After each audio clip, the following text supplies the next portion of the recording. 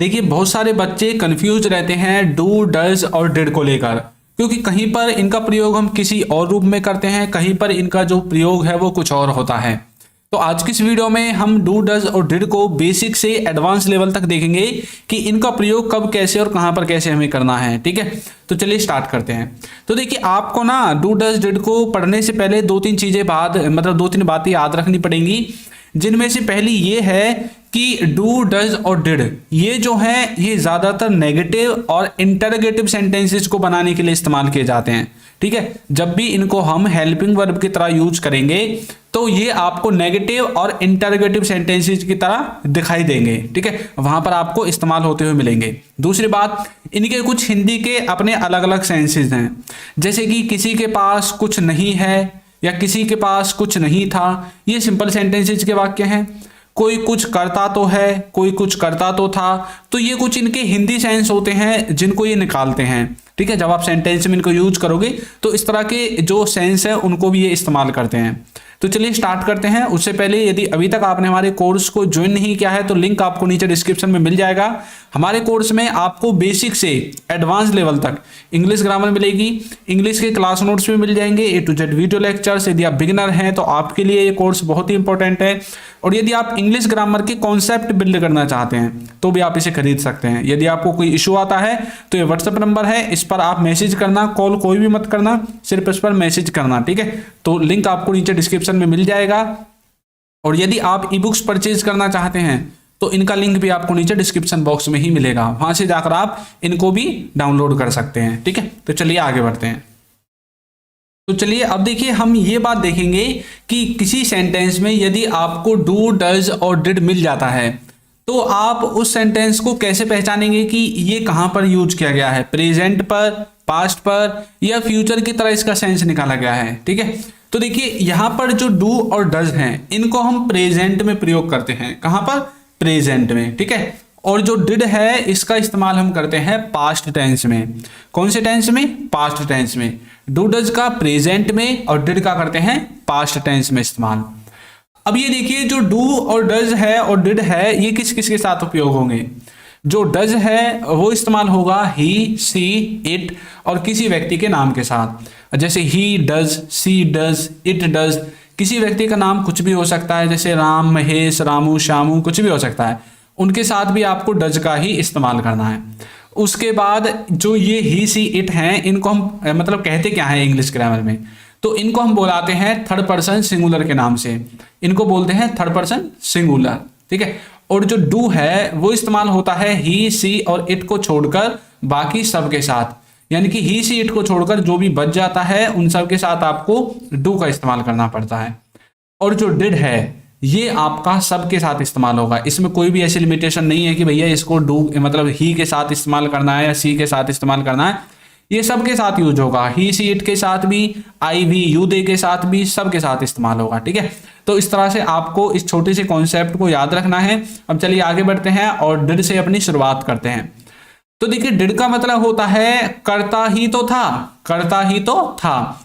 मतलब जब आप किसी सेंटेंस पर, किसी वाक्य पर या किसी काम पर जोर देकर बोलते हैं, है ना, वो करता ही तो था, वो जाता ही तो था, तब आप डिड का इस्तेमाल करते हैं। जैसे कि मैं लिखता ही तो था, मैं लिखता ही तो था, तो कैसे बोलूंगा? I did right, I did right. मैं लिखता ही तो था और कुछ थोड़ी करता था, लिखता ही तो था। वह दौड़ता ही तो था, तो बोलेंगे he did run, he did run. वह दौड़ता ही तो था, ही डिड रन। तुम कड़ी मेहनत करते ही तो थे, तुम कड़ी मेहनत ही तो करते थे, बोलते ना। You did work hard, you did work hard. तुम कड़ी मेहनत ही तो करते थे।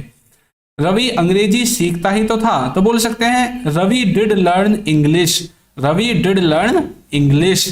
कृष्णा गाना गाता ही तो था, कृष्णा गाना ही तो गाता था, है ना, तो Krishna did sing a song, Krishna did sing a song. बच्चे पानी ही तो पीते थे, बच्चे पानी पीते ही तो थे। ठीक है, the children did drink water. ठीक है, तो इस तरह से डिड का आप इस्तेमाल कर सकते हैं। अब चलिए आगे देखते हैं।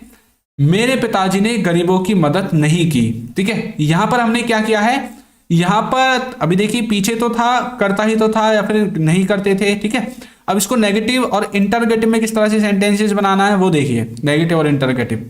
मेरे पिताजी ने गरीबों की मदद नहीं की। तो ये जो सेंटेंस है ये पास्ट के इंडेफिनिट के नेगेटिव का है। तो पास्ट के इंडेफिनिट के नेगेटिव और इंटरगेटिव सेंटेंसेस को बनाने के लिए हम डिड का इस्तेमाल करते हैं। कैसे बोलेंगे? My father did not help the poor, my father did not help the poor. क्या उसने मेरी मदद की थी? क्या उसने मेरी मदद की थी? Did he help me, did he help me. बच्चे क्यों सो गए? ये इंटरगेटिव वाला सेंटेंस है जो दोनों। बच्चे क्यों सो गए? Why did children sleep, why did children sleep. मैंने उसे पत्र नहीं लिखा, I did not write him a letter, I did not write him a letter. तुमने कोशिश कैसे नहीं की? How did you not try, how did you not try. क्या वह मुझसे नफरत नहीं करती थी? डिड सी, सॉरी यहां पर नेगेटिव भी है, देखिए इसमें देखिए नेगेटिव भी है इंटरगेटिव भी है। तो इस ऊपर वाले में भी नेगेटिव इंटरगेटिव है, तो इनमें मिक्सचर कर दिया दोनों का। तो कैसे बोलेंगे? Did she not hate me. अब यहां पर हम क्या करेंगे? सब्जेक्ट के बाद अपने क्या लगा देंगे? नॉट को लगा देंगे। ठीक है, आगे देखिए।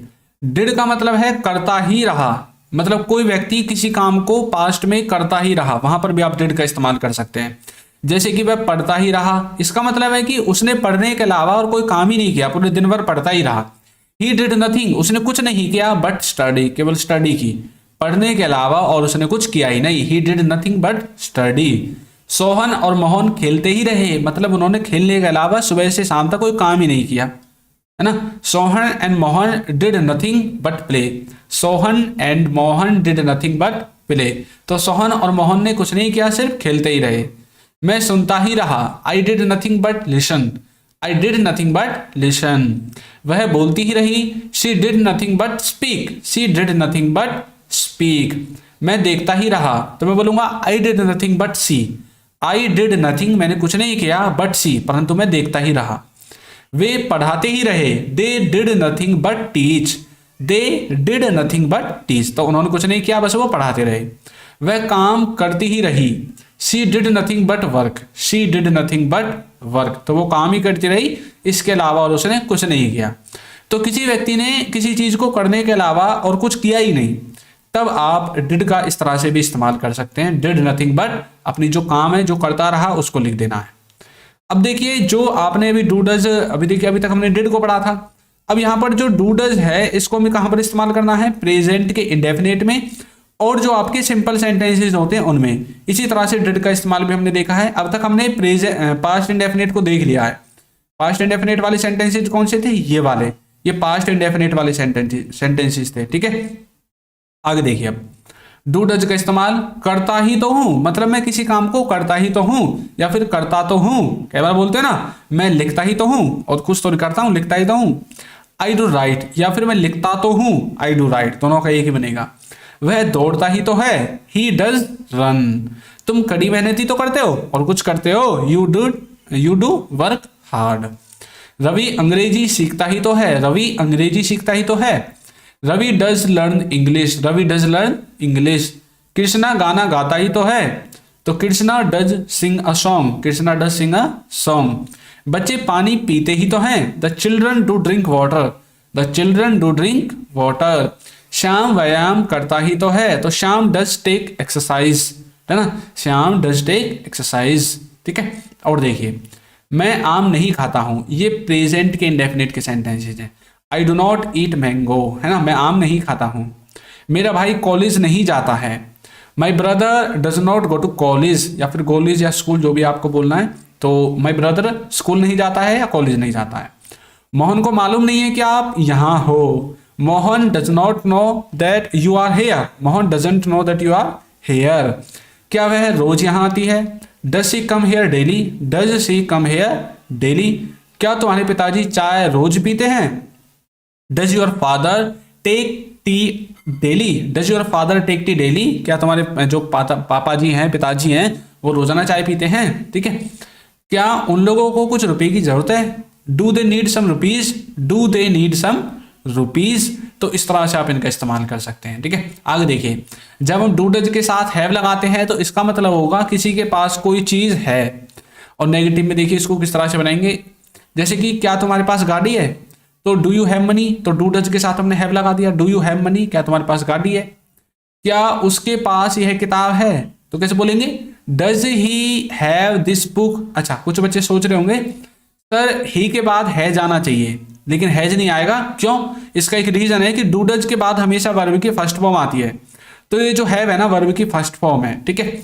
तो do you have a car या फिर does he have this book, ठीक है। तो इंटरगेटिव वाली सेंटेंसेज है।